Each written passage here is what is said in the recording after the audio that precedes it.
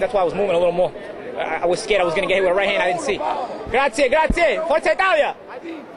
What went through your mind when you dropped to your knees and you knew you were a champion? Lifelong dream, man. I was so happy. You know what? The last 2 rounds when I couldn't see out of my left eye much, I was saying, man, I hope I don't get caught and go get put to sleep here, man, because this would really suck, man, you know? I was like, is this really happening right now? Like, I'm winning by this much, and all I need to do is finish this fight. I was like, I got to make sure I stay smart here, you know? And like I said, I couldn't see much out of this eye, but luckily everything went well. Paulie, congratulations. Thanks, Tell us about the knockout in the 9th round. Caught me by surprise too, man. I walked him into a right hand. You know, I was walking him into punches all night. He was basically trying to lunge in every time, and when I realized that, I started giving him feints and take a half step back, and he would fall in, and I would catch him coming when he did a left hook or a right hand. Thanks, man. You know, I was trying to catch him coming. I would give like a half step feint and take a half step back, and every time I would do that, he was just coming in. Because I started realizing every time I stepped in, he would come in with me. So I started taking that half step, and he was open for shots, hot shots, and he walked right into a right hand, and I caught him good. What did he do for your confidence? I knew he wasn't hurt. I just said good, 10-8 round, you know. That's all that went through my mind. You know, I could see he wasn't hurt, but it just gave me extra cushion on the scorecards, and I was happy for that. There were some people who wanted after the Paulie fight. Did you come back? Did it take too much out of you? Oh, yeah. I proved it in my last fight, I think, man. I didn't take an easy cupcake fight to come back. I fought Edna Cherry on HBO. I think that should have proved it, but this put the stamp on it, you know. Paulie Malignaggi is a top fighter, man. He's an elite fighter. He's here to stay, you know.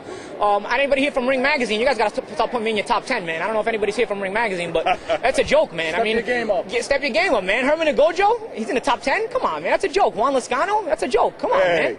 Give me a break, man. Ricky Hatton, Madison Square Garden.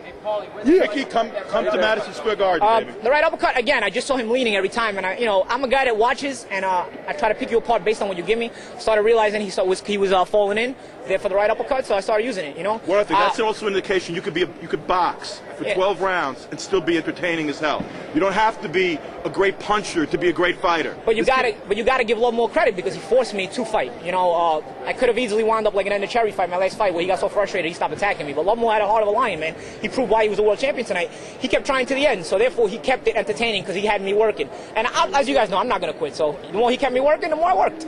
By the way, Andre Durrell should be forced to watch this fight about 100 times. Seriously, to see that you can box without running. You know, you could box and still entertain the people. Paulie, before this fight, you said it was going to be easy. Did you think it was going to be that easy? No. I was just talking trash, man. I thought it was going to be a lot harder. It was hard. Don't get me wrong. Every round, even though I was winning it, he was making me work. You earned it. When he turned southpaw in that one round, I was actually happy because he wasn't attacking as much. So I was like, oh, okay, you're going to rest, I'm going to rest too. So it was actually a break for an entire round, and it gave me like a second win for the second half of the fight. Well, we all know that you came from a troubled past. Now that you're a world champion, you use boxing as an outlet to overcome. What do you have to say to the generations that say boxing should be abolished? This saves people, man. This saves people. Hey, man, listen, it's a violent way to live, but people get damaged doing a lot of jobs. You know, guys that use jackhammers their whole life, you know, later in their life they have damage. You know, boxers, hey, some of them have damage. Football players, they have damage. This is not the only sport where the only job that you have that puts your life in danger or puts you at a handicapped situation later on in life. And it's not necessarily true that you will be handicapped, but it's a risk. But other jobs have risks too. And this saves a lot more people because, you know, somebody like me, I didn't finish school, man. What was I going to do, man? Luckily, boxing was around. Because where was I going? You know what I'm saying? Huh? Just said thanks for coming, man. You know, I'm trying to rekindle a relationship with my father. I want to thank my grandfather too, man. I won this for him more than anybody else because he raised me from when I was a teenager, a middle-aged teenager, and he set the right path for me and he set the right example for me. Umberto Vinci, yeah, Umberto Vinci, Umberto, yeah. And I want to wish my father happy Father's Day tomorrow, and my grandfather happy Father's Day. You already did, Paulie.